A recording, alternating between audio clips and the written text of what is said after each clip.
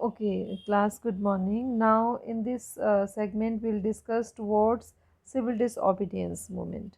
So, in this civil disobedience movement, mainly two things we will discuss, like firstly the Simon Commission, and secondly the Salt March and the civil disobedience movement.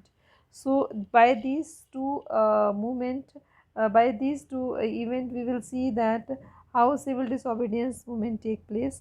Means civil disobedience movement, when you say about ki without any violence activity, the means like Gandhiji wanted that people put forward their demand to the Britishers and they follow him.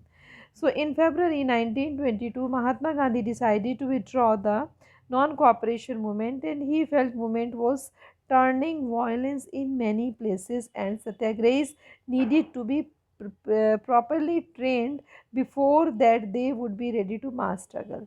उनका मानना था कि जगह जगह पर जब non cooperation movement में fighting हुई, ठीक है, चोरा चोरी मूवमेंट हुआ, तो इस तरीके की चीज़ें उनके सामने आई तो he felt very sad unhappy. तो उन्होंने सोचा कि नहीं, अभी पूरी ज़रूरत है कि इन लोगों को ट्रेन किया जाए, उसके बाद एक बड़ा हम मूवमेंट लेके आएंगे।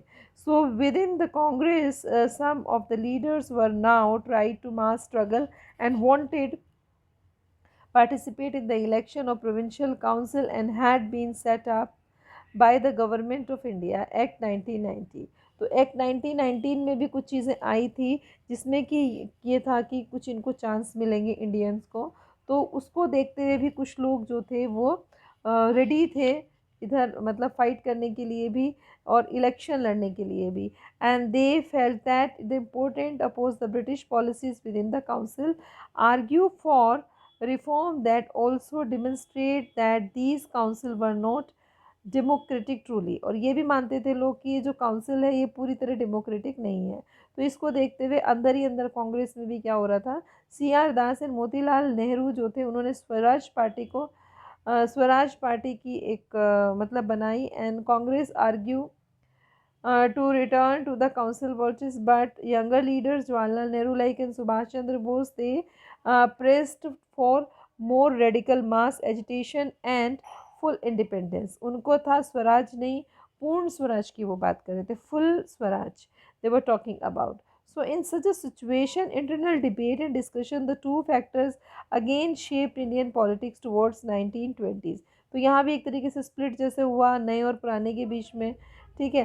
सो the first ways the effect was world wide economic depression, agriculture prices begin to fall and 1926 and collapse after 1930 as the demand for agriculture goods fell, exports decline, peasants found it difficult to sell their harvesting to pay their revenue। 1930s the country was in turmoil।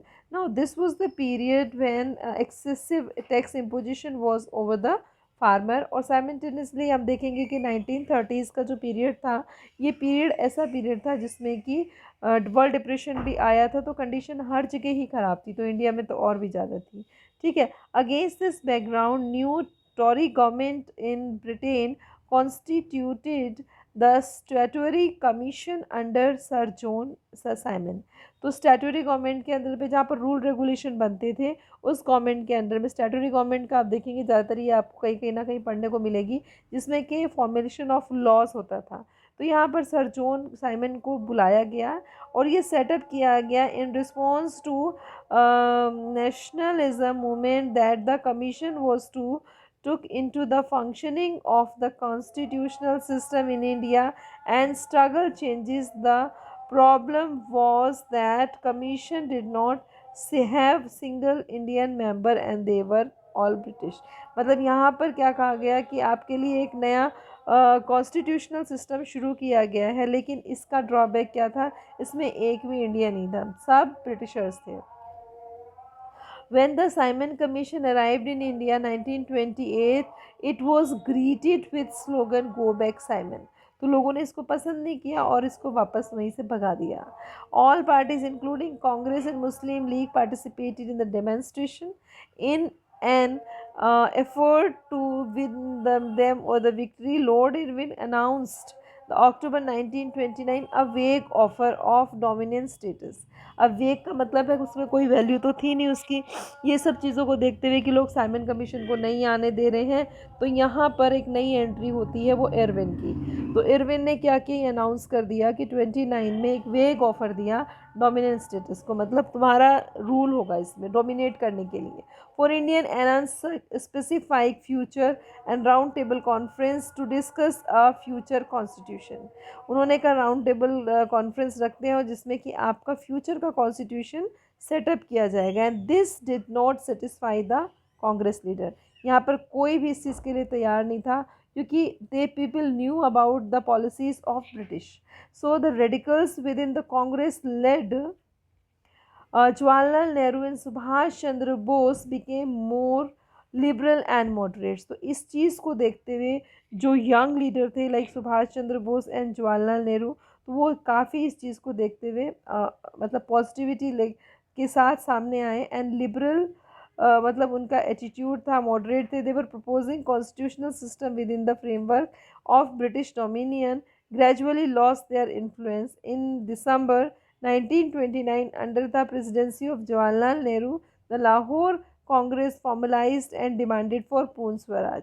तो यहाँ उन्होंने देखते हुए कि आगे क्या होगा उस चीज़ को देखते हुए उन्होंने पूर्ण स्वराज की घोषणा की और उसको मतलब फॉर्मलाइज किया, ये प्रोग्राम बनाया फुल इंडिपेंडेंस इन इंडिया।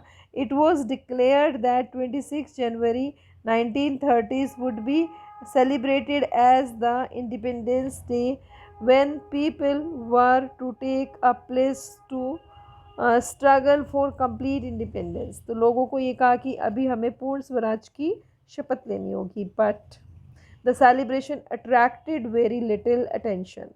बहुत कम लोगों का इस तरफ ध्यान गया। Obviously Mahatma Gandhi had find a way to relate this abstract ideas.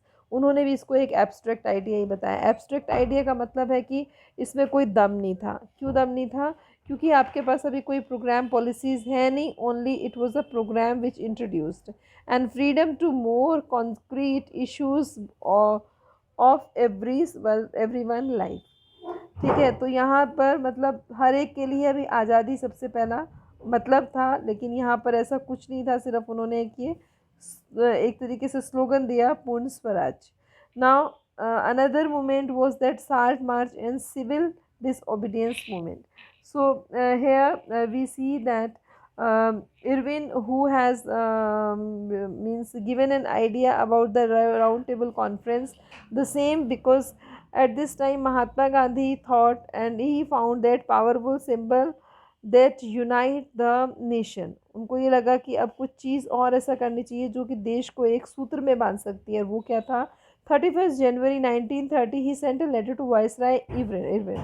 उन्होंने इरविन को एक चिट्ठी लिखी, एक पत्र लिखा। उसमें उन्होंने अपनी 11 डिमांड्स दिए थे कि या तो तुम इनको मान जाओ और नहीं मानते हो तो फिर अल्टीमेटम दिया कि अब हम ये काम खुद करेंगे। कैसा?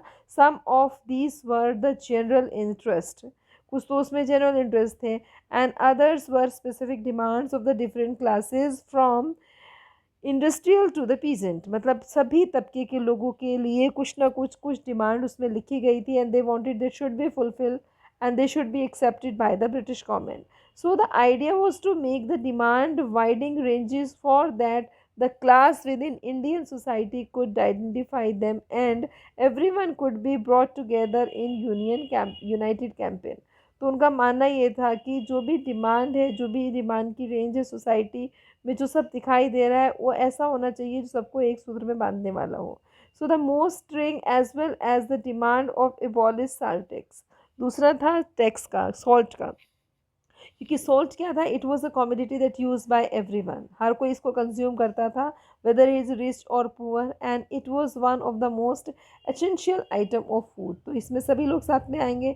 The tax on the salt and the government monopoly over its production, Mahatma Gandhi declare, revealed the most oppressive face of British rule. लेकिन यहाँ पर क्या होता है? महात्मा गांधी को इसका कोई पॉजिटिव रिस्पॉन्स नहीं मिलता। यहाँ पर भी उनको ऑप्रेसिव फेस ही नज़र आता है। तो that's why he Mahatma Gandhi letter was in the way in ultimatum. तो उसमें एक अल्टीमेटम मतलब एक फाइनल डेट डिसाइड कर लिया गया। If the demand was not fulfil 11 March, so the letter stated तो उसमें ये लिखा था कि अगर नहीं डिमांड पूरी होगी तो क्या होगा, the Congress would launch civil disobedience campaign. तो कांग्रेस जो है वो सिविल डिसओबीडियंस कैंपेन लॉन्च करेगी। Irwin was unwilling to negotiate, so Mahatma Gandhi started his famous salt march accompanied by 78 of his trusted volunteers। तो उन्होंने क्या किया, अब अपने 78 ट्रस्टेड वॉल्टियर के साथ ये साल्ट मार्च शुरू किया। And the march was over 240 miles from Gandhi ji's ashram Sabarmati to the Gujarat coast town Delhi. कितनी डिस्टेंस थी ये, 240 माइल्स from Gandhiji ashrams, and the volunteers walked 24 days about 10 miles day। हर दिन वो 10 मील का रास्ता तय करते थे, 24 दिन तक ये चला। And thousands came to hear Mahatma Gandhi whenever he stopped. अब ऐसा तो नहीं कि रात में भी चले होंगे या जब कभी रेस्ट करते थे, तो many people use to come to listen him whatever the speech he delivered at that time। So thousands of came to hear Mahatma Gandhi's and what he meant by Swaraj and urged them to peacefully defy the British। और वो हमेशा सबसे यही request करते थे कि हमें win करना है but peacefully. So 6 April reached Dandi and ceremonially violated the law and manufacturing by the salt boiling the sea water। अब उन्होंने क्या किया, मतलब साइलेंटली और ये सब चीज़ें शुरू तो कर दी, लेकिन इनका रिजल्ट कुछ अच्छा नहीं था। वायलेंस तो नहीं किया, मैन्युफैक्चरिंग किया, लेकिन इसके बाद की चीज़ें बहुत गड़बड़ हुई। तो this mark the beginning of civil disobedience movement. He was now how the movement was different from the non-cooperation movement। People were now asked not only to refuse the non-cooperation with British as they had done 1920-21 but the break colonial laws. तो उनको ये इस time पर जो एक नमक तोड़ने का जो कानून था, वो सब चीज़ों को क्या हुआ, मतलब उससे बहुत चीज़ें डिफ़र हुई। Thousands in different parts of the country broke the salt law। अब हर कोई नमक बनाने लगा। Manufacturing demonstrating front of government factories as the movement spread। The foreign clothes were boycotted, liquor shops picketed, peasants refused to pay revenue, chowkidar tax and village official resigned। In the many parts of the forest, people violated the forest law, going into reserved forest to collect the wood and graze cattle। जो चीज़ें ban थी, restricted थी, वो सब चीज़ें अब open भी हुई और लोगों ने अपने तरीके से इस फाइट को लिया। तो वरीड बाय द डेवलपमेंट्स और the colonial government begin to arresting the Congress leaders by one. अब यहाँ पर ये लोग भी काफ़ी सख्त हो गए और ये सबको अरेस्ट करने लगे। और इससे क्या हुआ, वायलेंस हुआ, क्लैशेस हुए बहुत सारी जगहों पर। खान अब्दुल खान गफ्फार जो था, he was the spiritual heir of Mahatma Gandhi, devout disciple of Mahatma Gandhi, was arrested in April 1930s। Angry crowd demonstrated in the street of Peshawar and facing armored car and police firing। मतलब बहुत तरीके से violence हो गया। Many killed and month later Mahatma Gandhi himself was arrested। ये सब देखते हुए कि अब रुकने वाला नहीं है और मेरे ही अरेस्ट होने से सब खत्म होगा, तो गांधी जी ने खुद को अरेस्ट करवा लिया। And industrial workers in Sholapur attacked police post, municipal buildings, law courts, railway stations, all structure of symbolized British rule। इन सबको तोड़फोड़ भी मची। A frightened government responded with a policy brutal repression। तो यहाँ पर गवर्नमेंट जो थी वो भड़क गई, वो भी गुस्से में आ गई और उन्होंने काफ़ी ब्रूचुअल रिप्रेशन किया, लोगों को दबाने की कोशिश की। जो पीसफुल सत्याग्रही थे उन पर अटैक किया गया। विमेन और चिल्ड्रन को भी अरेस्ट किया गया, उनको पीटा गया। तो कहने का मतलब है 1 लाख से ज़्यादा लोग अरेस्ट हुए। In such a situation Mahatma Gandhi was again decided to call off. अब इतना सब मैसाकर देखने के बाद भी और ये सब अरेस्ट देखने के बाद गांधी जी ने फिर इसको बंद कर दिया। तो 5 मार्च 1931 को इसको क्लोज कर दिया। और फिर एक पैक्ट हुआ bye Gandhi ji, Irwin pact जिसको बोलते हैं, and consented the participate in the round table conference. फिर दोबारा से ये रखा गया और इसमें क्या हुआ, इसमें Gandhi ji had बायकॉटेड the first. पहले में तो वो नहीं गए थे, लेकिन दूसरे में उनको जाना पड़ा। London government agree to release the British, लेकिन एक डिमांड के साथ गए थे कि आप हमारे सारे कैदियों को रिहा करोगे। In December 1931 Gandhi ji went to London and conference but negotiation broke down. वहाँ पर भी ये खाली हाथ लौटे क्योंकि वो गांधी जी इस चीज़ के लिए रेडी नहीं हुए। Back in India discovered that the government had begin to new cycle of repression.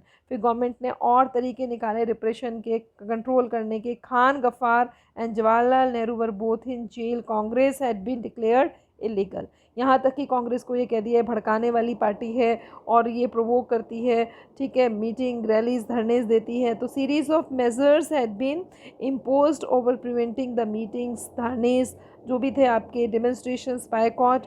With a great apprehension Mahatma Gandhi relaunched civil disobedience.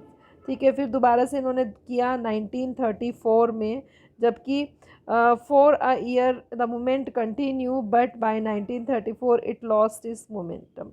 फिर इसके जो सिम्टम्स, इसके जो मतलब कहना चाहिए कि रूल रेगुलेशंस थे, जिन प्रिंसिपल्स पे ये शुरू की गई थी, वो सब ख़त्म हो चुके थे इस टाइम तक। तो till here we discussed, we take in another video how participants saw the movement।